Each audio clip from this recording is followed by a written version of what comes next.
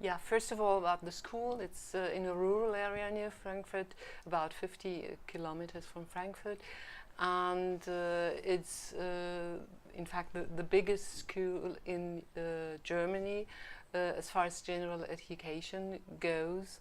And my special role is Europe School Coordinator in the first place. I teach languages as well, and well, I'm head of department for languages, the arts and theatre.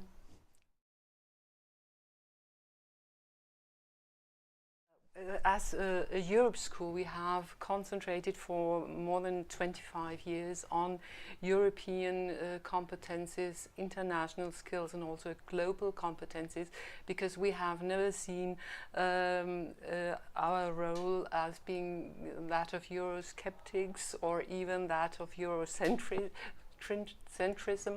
We've always opened our school to the region, to other countries, to partner schools worldwide.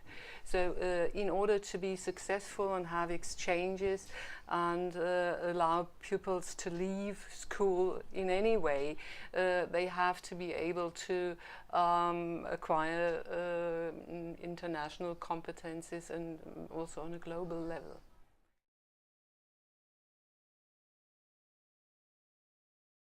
Yes, it is very important because our students won't be limited and live their later lives in our area.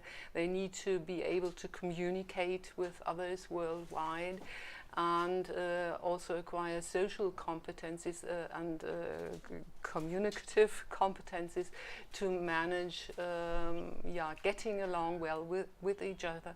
And it's also got something to do with learning by doing and lifelong learning, I would say, because it's a lifelong learning process and not just limited to school.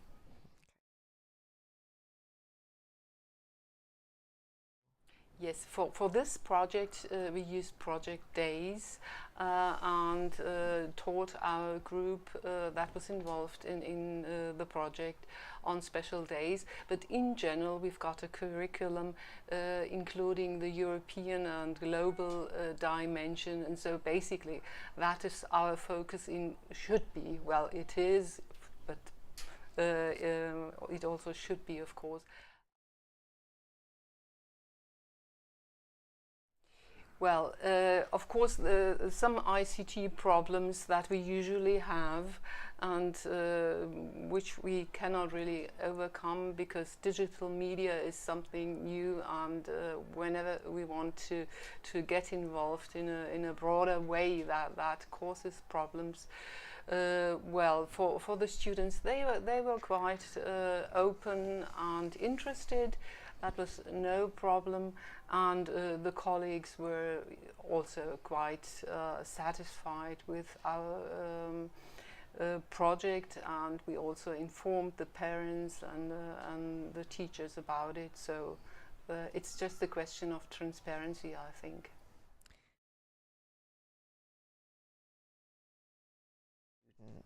To the students, well, we created a PowerPoint presentation and invited them, and then well, showed them the aim, the long-term aims, targets as well, so that in the end they knew what they were heading for.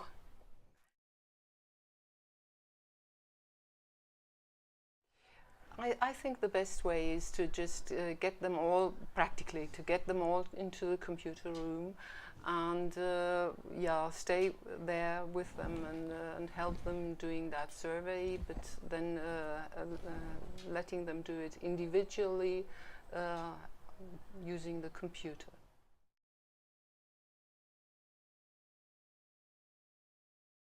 Yes, they've learned a lot how to manage computer work and work with digital media, which is very often a problem.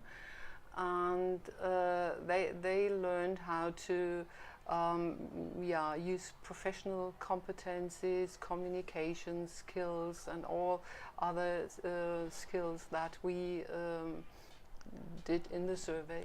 They somehow learned to see things through the eyes of somebody else, which I personally find very important.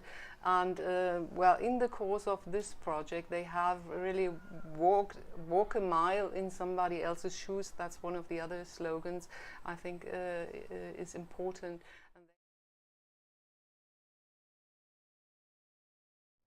Yeah, first of all, of course we need the equipment of the school, and then we need to be informed and be flexible enough and have teachers training, also training other teachers to use certain methods that allow students to walk in somebody else's shoes.